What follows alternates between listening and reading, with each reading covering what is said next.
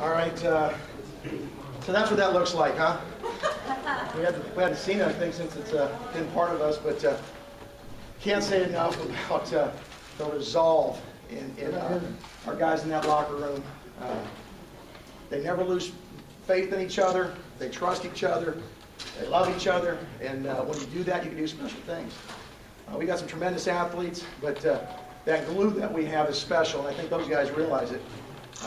I'd be remiss to go on any further without giving a ton of credit to Coach Peterson and Boise State.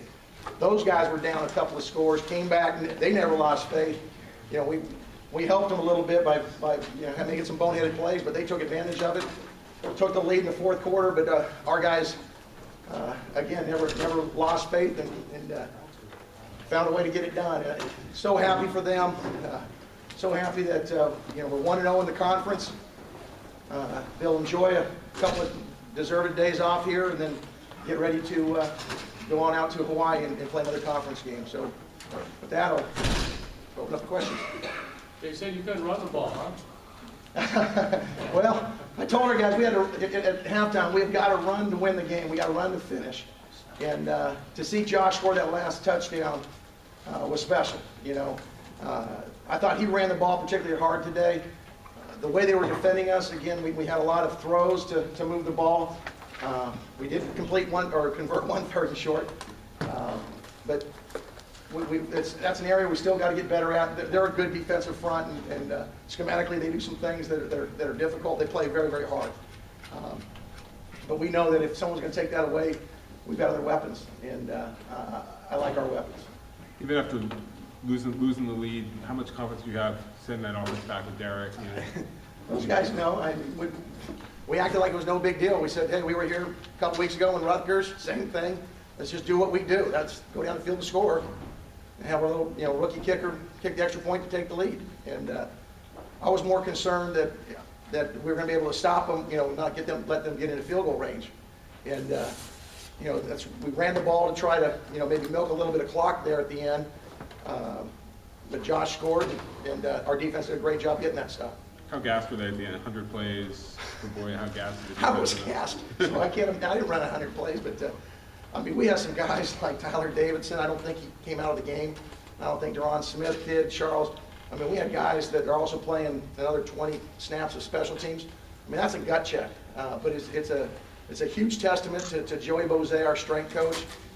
He has been grinding these guys since January. They're in great shape, and I think they realized that's what it took to win these kind of games and be this, resilient in the finish. And I think they're thanking him now. Coach, you said after the Rutgers game that was a pretty good one to be a part of. I'm sure this one's got to take the cake. Yeah. It's a conference game. Boise's. You got to admit that they've had our number, and the last 6-7 years, whatever it's been. I think in a lot of people's minds, this game is the measuring stick by where you stand in this conference, and to get past that is huge, not only for this team but hopefully for future teams and for our fan base. I know they're tired of seeing that milk can up in Boise, and I'm glad for our California dairy guys.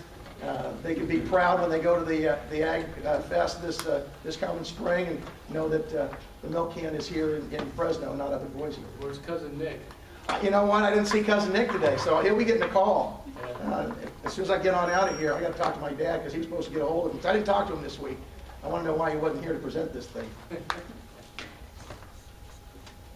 Any more questions for Coach? Coach, just can you describe how emotional this victory is for this team, for this community, and just finally? Well, I don't know what more could be said about it. Our guys were all in. You talk about being at the poker table and throwing every chip in. We were all in, and to win it in the fashion we did, where emotionally you're going up and down, and having to finish the way we did, I couldn't be proud of our team, and so I was extremely emotional just to see the looks on our guys' faces, to see their the look of accomplishment, that goal that we set out back in January to do, we found a way to get done, was just huge. Those final two defensive stops on 3rd down and 4th down, what was what were you guys looking for? What was the coverages and stuff, and what led to Norton breaking up that pass? I know the last one, we had a 4-man rush. We were playing a coverage that I thought bringing John Norton in as our nickel, he was going to do a good job matchup-wise. He's such a competitor. He just earned a scholarship this last summer. We put John on scholarship. He does so many good things on and off the field. He's a great locker room guy. He's one of those glue guys that makes our team better. People outside of our team probably don't know much about him. He's a huge reason why we're so close. And to see him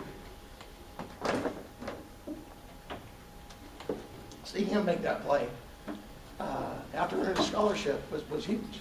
So just really happy for him. He's your nickelback? Mm-hmm. Coach, you're so emotional.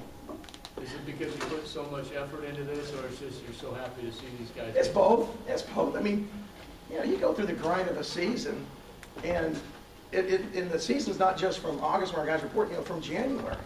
And ever since I've been here, you hear about Boise, and we got to be Boise, and Boise, and you got to give them credit. There's a reason for that. To see our guys work like they did, and finally get to the top of that hill, and not get knocked down was huge. And so, yeah, I guess I was emotional about it, and emotional about guys like John, because I know how much it means to those guys, and it means so much to me to see them have that success.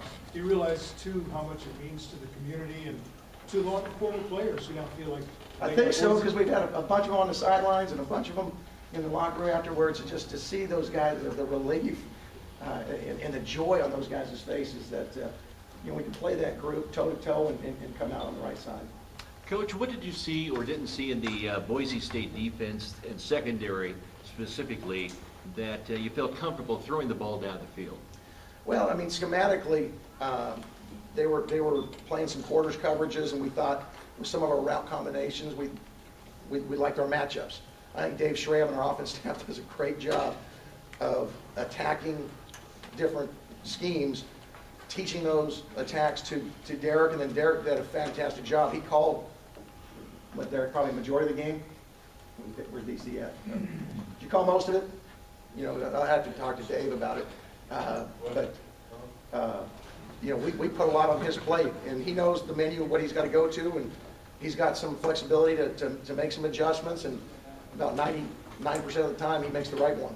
So, Coach, in you guys' final drive there had been some issues, even leading up to this game with scoring, in those crucial yard rushing.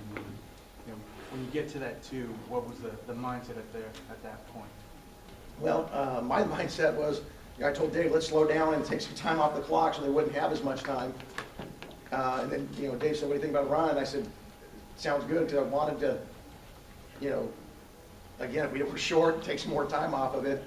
And I think, I got to ask DC, I know they were doubling Devontae on the touchdown, because we double call things, and he made the right decision to hand it, and, Juice ran the ball hard and got in. He wasn't going to be stopped. One last question for Coach. What did Chris Peterson tell you after the game, the handshake? How was that? He's a class guy. He said, congratulations, you got a good team, and he's a class guy. He's what you would expect.